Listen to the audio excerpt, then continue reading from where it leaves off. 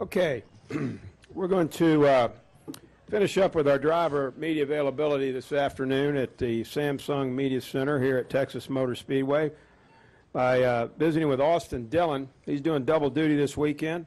He's currently the points leader in the NASCAR Nationwide Series, and he'll be driving the number 3 Advocare Chevrolet in that series, and I believe he has an 8-point lead over Sam Hornish Jr. in a very hotly contested championship battle there. And he'll also be driving, excuse me, the number 33 Boot Barn Chevrolet for Richard Childress Racing this weekend in the NASCAR Sprint Cup Series. So, Austin, talk a little bit about the opportunity you have here this weekend. 3 races to go for that championship in the Nationwide Series.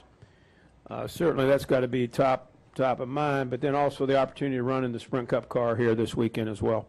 Yeah, it's a big weekend for us. I'm looking forward to run the RCR Cup car, and that's special. You know, got Boot Barn on the hood, and you know, it's always fun when you get in there and run with these Cup guys, and I think it's going to be a good experience for what's to come. And then also nationwide, you know, we got the points lead, so that's our main focus, obviously, this weekend for sure. You know, I've been spending a lot of time over there, making sure we feel like we've got the car to compete with tomorrow, and it'll be a hot, slick, crazy day, I'm sure.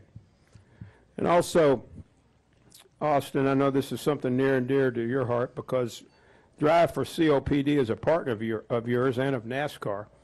And earlier today it was announced that NASCAR will take part in a number of activities to spread awareness and drive fans to get screened for COPD, as November is COPD Awareness Month. Talk about that relationship you have with that great organization and why it's so important for fans to take advantage of this screening opportunity.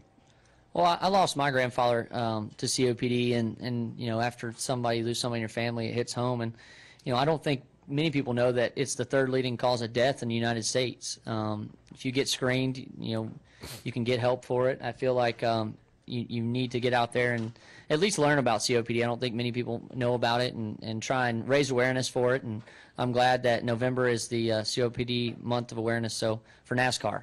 And you know, there's a lot of NASCAR fans out there that can get checked and screened, and I think it's a good opportunity to let people know about it. Well, thank you very much. And for fans or anybody in this room, actually, that would like to get more information, visit driveforcopd.org. Let's now take questions for Austin Dillon. If you have a question, raise your hand, and we'll get you the wireless microphone. Questions for Austin Dillon. Stan has one right there front and center. Stan Creekmore with RPMTonight.com, Austin. So over the course of this year, have the few Cup races that you've raced helped you tremendously in your nationwide series racing? I guess has it made you even more competitive there? You know, I feel like, you know, it's a very competitive sport in the Cup Series. You know, it's so competitive, and learning what it takes to run up front, it is helpful, you know, to know what kind of mentality you have to go into these races, and taking that same mentality into the Nationwide Series, I think, has helped. It's good to get laps anytime on the track and learn what the transitions from the track are doing, so you can keep up with it going into the races. So I enjoy running it and running both. Let's go over here to the left to Jerry.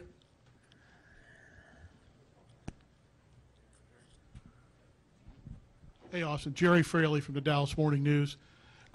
Most young drivers aren't particularly patient, but it seems like you've been patient both in the trucks and nationwide, you know, from year to year. Do you consider yourself a patient driver? Have you learned from each year as you progress to the next year as a driver? Yeah, I try and learn every time I hit the track. Try and, you know, sharpen your tools and get better each time. And I feel like if you can take something out of every race and learn, it's just a bigger notebook for you to use later down the road. But one of the guys that actually grew up racing with, older guy that kind of did our tires on different racing cars, and come up to me one time before the race, probably the best advice I've ever had from anybody. He came up to me before the race and said, "Hey man, think." And I'm like, all right, yeah, that's a good quote. You just think a little bit when you get in the race car. Don't lose your mind. And try and use your head, and that's what I've always tried to do, is use my head when I'm out there, and be smarter than what you're racing around. Try to. Other questions? Right over here to Mark Garrow to the far right.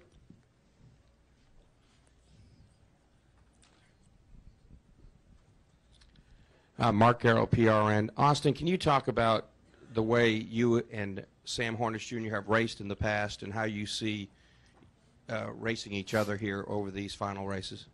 I think you're going to see a lot of hard racing between the two of us, because we want it really bad. I want it tremendously. I feel like it's you don't get the opportunity to win championships very often, and we have one right now, and I want to take advantage of it. So I'm going to be giving it all I got, trying to outthink, everybody is one thing, and just having solid runs, being smarter, and it's going to be tough. We're both very competitive this year. We both got fast cars, and these last three are going to be, I think they're going to be grinded out kind of races. You want to win. You certainly want a W in that column before the year's out. Can you talk about the balance, though, of trying to make sure you're also, as you just talked about, there's a championship within your grasp, and the very delicate balance you guys have to obviously, if you win, you get the most points, but you also, there's a risk-reward ratio in there. Can you talk about the balance you're trying to strike? Yeah, there's a happy medium between the two of them, I guess. You want to go out there and have good runs, because it takes that to win the championship, and we can't just rest on what we've created right now. We've been running hard and not backing off, so I'm going to go after it as hard as I can. Know who you're racing around and when you can take those chances to win the race, and then obviously put yourself in position at the end to finish well. Back over here to Jerry.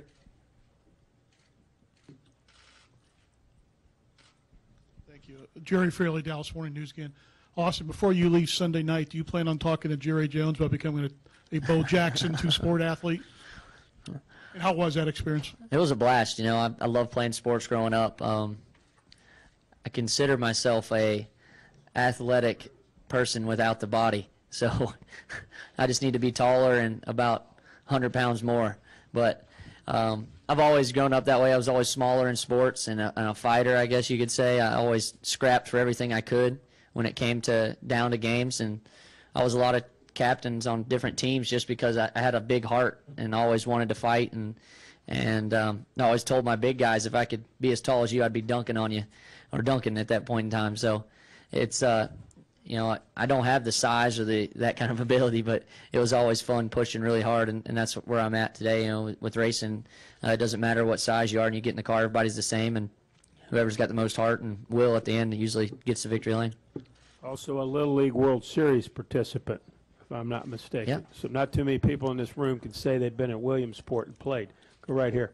Bob Parker, Sporting News. I heard what you said on Sirius the other day, but I was curious, did you get a chance to talk to Kevin at all this week? And then is there not that you need any more motivation to win a title, but do those comments, does it add any motivation? I think there's always fuel. I got a fire in my belly either way, because that's always been around, those comments, And every time you hit the track, you try and prove something, but you do it to your ability. You can't go any past what you're able to do. You give 100% every time in the car. And as far as Kevin, I did that interview, and I posted it on my Twitter for everybody, all the media to see, because I felt like I answered that question as good as I possibly could. And it was honest, and it was from the heart. And as soon as he saw it, he messaged me and asked me to come talk to him when he got to the track, and we had a conversation in the motorhome. And I think we're both better for it at this point in time. And he apologized, and it was nice. Good deal. Over to the left. Austin, is it, to follow up on that point, is it a distraction to wonder if there are other drivers who feel that way? Does it distract me? Yes. No, because I don't care. It doesn't bother me at all. I'm here to do one thing, and that's make RCR proud, my family, and go out there and, I don't know, try and win it all each and every week. But as far as distraction, it doesn't bother me.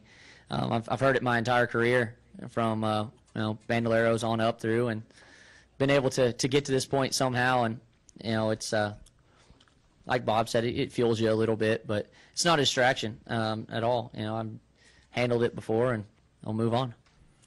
We've got a question here from maybe one of the youngest, but certainly probably I one of see the you doing all brightest. the work, taking pictures and One stuff. of the That's pretty youngest, good. but I bet one of the brightest journalists in the room. Go ahead, young lady. How old were you when you started driving, and what made you want to race?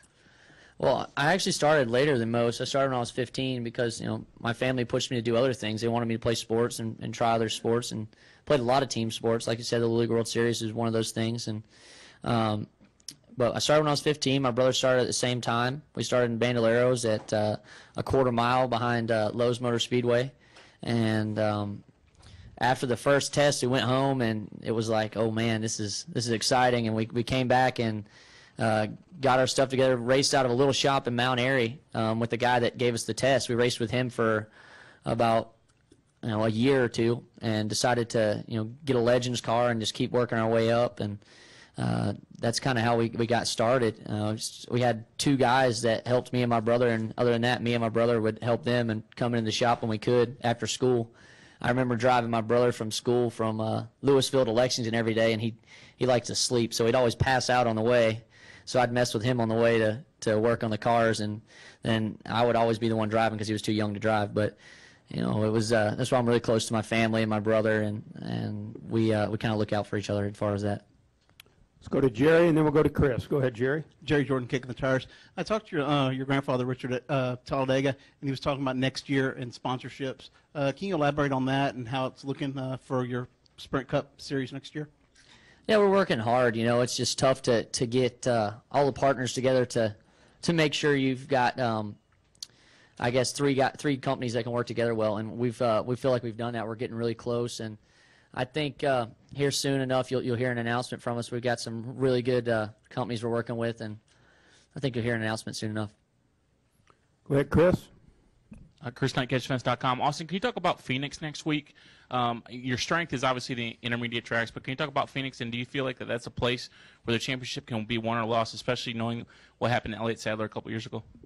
Yeah, I think it's 2 years in a row with Elliott. So obviously Phoenix has some stuff that some angles of the track and the way you race there, it can create a lot of drama and be a place where you can lose points. So going there, I feel like I've had good runs there in the past. It's a place like New Hampshire. I ran really well there this year. So we'll have similar setup. The new pavement has kind of changed the way the racing is a little bit, and that's definitely different for what we usually would go to that track with. But I feel like we've got a good grip on what we need to do going forward.